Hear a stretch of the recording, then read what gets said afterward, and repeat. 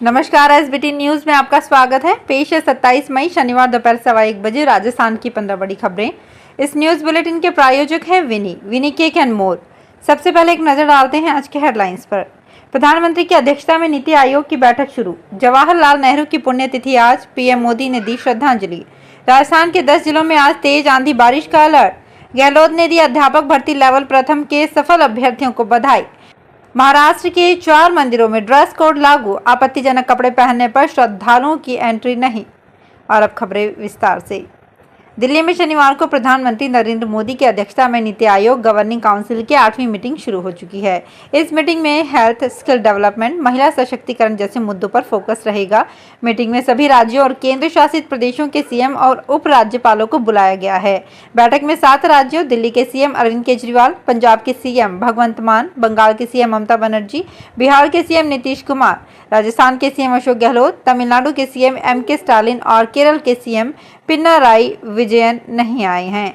दिल्ली, पंजाब, बंगाल, बिहार और तेलंगाना के मुख्यमंत्रियों ने राजधानी में अफसरों की ट्रांसफर पोस्टिंग को लेकर केंद्र सरकार के लाए गए अध्यादेश का विरोध किया है। 27 मई को देश के पहले प्रधानमंत्री पंडित जवाहरलाल नेहरू की 59वीं पुण्यतिथि है।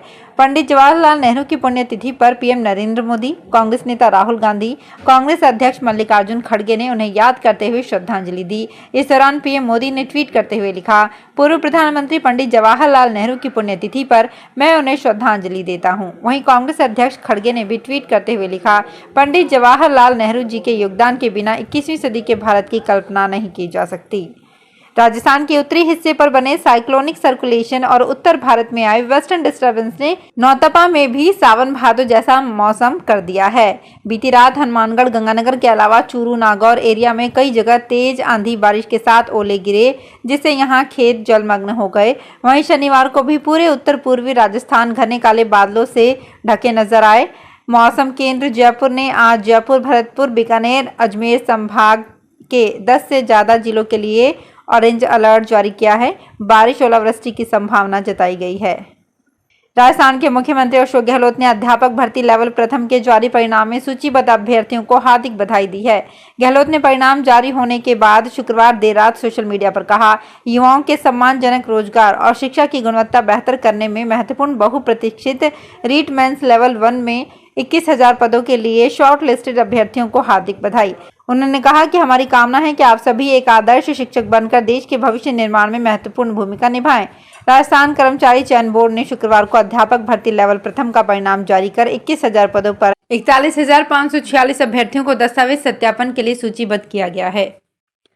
महाराष्ट्र के नागपुर में 4 मंदिरों में ड्रेस कोड लागू कर दिया गया है। महाराष्ट्र मंदिर महासंघ ने शुक्रवार को इसकी जानकारी दी। उन्होंने बताया कि गोपाल कृष्ण मंदिर, धनतोली, संकट मोचन पंचमुखी हनुमान मंदिर, बेलोरी, सावनेर, बृहस्पति मंदिर, कानोली बेरा और हिल टॉप दुर्गा माता मंदिर, मानवता नगर, इन मंदिरों में अब आपत्तिजनक कपड़े पहनने पर एंट्री नहीं दी जाएगी। महाराष्ट्र मंदिर महासंघ के कोऑर्डिनेटर सुनील घनवट ने कहा कि हमारा उद्देश्य मंदिरों की पवित्रता की रक्षा करना है। साथ ही उन्होंने कहा, हम मुख्यमंत्री एकनाथ शिंदे और उप मुख्यमंत्री देवेंद्र फडणवीस से अनुरोध करेंगे कि वे सरकार के नियंत्रण वाले मंदिरों में भी ड्रेस कोड लागू करें। आरटीडीसी चेयरमैन धर्मेंद्र राठौड़ ने कहा कि कोटा अब देश का बड़ा टूरिस्ट डेस्टिनेशन बनने जा रहा है। जल्द ही पैलेस ऑन व्हील्स का ठहराव भी अब कोटा में होगा। विदेशी सैलानी कोटा के विश्व स्तरीय पर्यटन स्थलों का लुत्फ उठा सकेंगे। राठौड़ ने कोटा दौरे के दौरान ये बात कही। वे 12 में आयोजित विवाह सम्मेलन में भाग लेकर कोटा पहुंचे थे। उन्होंने शुक्रवार रात को रिवर फ्रंट का अवलोकन किया। इसके बाद उन्होंने शनिवार सुबह ऑक्सीजन सिटी पार्क का अवलोकन किया। सिटी पार्क घूमने के बाद राठौड़ ने कहा कि यूडीएच मंत्री शांति धारीवाल को लोग युगों युगों तक याद करेंगे। यूपीएससी भारतीय प्रशासनिक सेवा सहित 21 सेवाओं के 1105 पदों पर भर्ती के लिए कल रविवार को सिविल सेवा प्रारंभिक परीक्षा 2023 का आयोजन करेगी। अजमेर सहित देश के 79 शहरों में हो रही इस परीक्षा में इस बार 2 बड़े बदलाव देखने को मिलेंगे। कोरोना के बाद पहली बार अभ्यर्थियों की परीक्षा केंद्र पर फिजिकली तलाशी होगी। मास्क की अनिवार्यता को वैकल्पिक रूप में बदल दिया गया है। यूपीएससी की सिविल सेवा प्रारंभिक परीक्षा के बाद जो भी परीक्षाएं होंगी उन सभी में यही व्यवस्था रहेगी। अजमेर सहित देश भर के परीक्षा शहरों के जिला अफसरों को इस संबंध में यूपीएससी के ताजा निर्देश प्राप्त हुए हैं।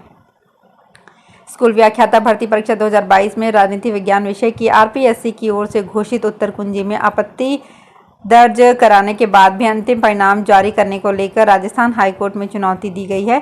इस पर राज्य के प्रमुख शिक्षा सचिव, शिक्षा निदेशक व आरपीएससी सचिव से जवाब मांगा है। अधिवक्ता लक्ष्मीकांत शर्मा ने बताया कि प्रार्थी ने 80 वर्ग से लिखित परीक्षा में भाग लिया, लेकिन प्रथम प्रश्न पत्र में प्रश्न संख्या 27 व 59 के उत्तर आरपीएससी की ओर से जारी उत्तर कुंजी में गलत बताए गए हैं। इसकी आपत्ति का निस्तारण किए बिना ही आरपीएससी ने परिणाम जारी कर दिया। यदि 2000 का नोट बदलवाने निजी या सहकारी बैंकों में जा रहे हैं तो अपना पहचान पत्र जरूर लेकर जाएं। ये बैंक रिजर्व बैंक के आदेश के विपरीत 2000 का नोट एक्सचेंज करने के लिए फॉर्म भराने के साथ आईडी भी देख रहे हैं। उधर रिजर्व बैंक का जयपुर क्षेत्रीय कार्यालय इस मामले में चुप है। बता दें कि पिछले 4 दिन में प्रदेश में लगभग 2000 करोड़ रुपए के 2000 के नोट बदले जा चुके हैं। अधिकांश बैंकों की शाखाओं में हर दिन 50 से 100 लोग नोट बदलवाने पहुंच रहे हैं। नौतपा का आज तीसरा दिन है, लेकिन देश के कई इलाकों में बारिश और तेज हवाएं चल रही है। दिल्ली में शनिवार सुबह से ही तेज बारिश हो रही है। मौसम विभाग के मुताबिक दिल्ली एनसीआर के इलाकों में 70 किलोमीटर प्रति घंटे से हवाएं चली और सड़कों पर पानी भर गया। सुबह 8 बजे तक कई इलाकों में विजिबिलिटी कम रही। मौसम विभाग ने दिल्ली में अगले 2-3 दिन बारिश होने की संभावना जताई है। वहीं 30 मई तक लू चलने की आशंका नहीं है। खराब मौसम के चलते एयरपोर्ट पर उड़ानें प्रभावित हुई। जयपुर अंतर्राष्ट्रीय हवाई अड्डे पर लगातार सोने की तस्करी जारी है। पिछले 24 घंटे में 2 करोड़ 10 लाख रुपए का सोना पकड़ा गया है। शनिवार को शारजाह से एयर अरेबिया के विमान से आए एक यात्री के पास 1 किलो 200 ग्राम सोना पकड़ा गया। बताया जा रहा है कि ये यात्री अपने कपड़ों और जूतों में ये सोना छिपा कर लाया था। जयपुर हवाई अड्डे पर कस्टम अधिकारियों ने जब यात्री की सघन तलाशी ली तो उसके पास से ये सोना बरामद हुआ। अंतर्राष्ट्रीय बाजार में करीब 70 लाख रुपए की ये कीमत बताई जा रही है। बांसवाड़ा के कुशल बाग मैदान में 3 दिवसीय मैंगो फेस्टिवल का आगाज 9 जून से होगा। इसकी तैयारियों को लेकर कलेक्टर प्रकाश चंद्र शर्मा ने शुक्रवार को कलेक्ट्रेट में संबंधित अधिकारियों की बैठक ली। कलेक्टर ने कहा कि बांसवाड़ा के विभिन्न प्रजातियों के आम आस पड़ोस के राज्यों में ही नहीं बल्कि दूर दूर तक मशहूर हैं। उन्होंने संबंधित विभागीय अधिकारियों को मैंगो फेस्टिवल को भव्य तरीके से आयोजित करने के लिए तैयारियों में जुटने के निर्देश दिए हैं। नए संसद भवन में लोकसभा कक्ष में 888 सदस्य और राज्यसभा कक्ष में 300 सदस्य आराम से बैठ सकते हैं। नए संसद भवन का उद्घाटन रविवार को होगा। नया भवन देश की विविध संस्कृति से जुड़ा है। इसमें फ्लोरिंग त्रिपुरा के बांस से की गई है। कालीन मिर्जापुर का है। लाल सफेद सैंडस्टोन राजस्थान के सरमथुरा का है। वहीं निर्माण के लिए रेत हरियाणा के चरखी दादरी से मंगवाई गई है। इसके अलावा संसद भवन के लिए सागौन की लकड़ी नागपुर से मंगाई गई है।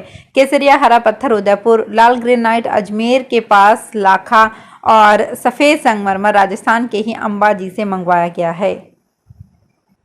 National thermal power corporation limited ने 300 पदों पर वैकेंसी निकाली है। इसके लिए 35 साल तक की उम्र के उम्मीदवार national thermal power corporate limited की ऑफिशियल वेबसाइट पर 2 जून तक आवेदन कर सकते हैं।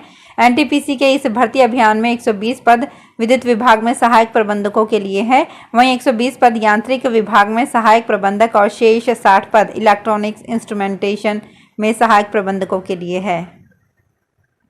अलवर जिला अभिभाषक संघ के चुनाव की वोटिंग की गणना पूरी रात चली। सुबह करीब 5 बजे परिणाम आए। इस बार राकेश कुमार बिट्टू शर्मा अध्यक्ष चुने गए हैं। वहीं सचिव रवि शर्मा, उपाध्यक्ष नवल शर्मा, संयुक्त सचिव संदीप बेनीवाल, कोषाध्यक्ष अजय धार, पुस्तकालय सचिव दीपा शर्मा, कार्यकारिणी सदस्य योगेश कुमार यादव, रिपुसूदन चौधरी, गौरव शर्मा, गौतम ऋषि प्रकाश व सोनिया बने हैं। अध्यक्ष राकेश कुमार 75, उपाध्यक्ष नवल शर्मा केवल 1 वोट, संयुक्त सचिव संदीप बेनीवाल 107 वोट से जीते हैं। सचिव रवि शर्मा केवल 27 वोट से जीते हैं। तो फिलहाल इस बुलेटिन में इतना ही। फिर हाजिर होंगे कुछ और बड़ी खबरों के साथ। अगर आप भी अपने आसपास की छोटी बड़ी और महत्वपूर्ण खबरों से अपडेट रहना चाहते हैं तो सब्सक्राइब कीजिए हमारे चैनल एसपीटी न्यूज को और प्रेस कीजिए बेल आइकन पर।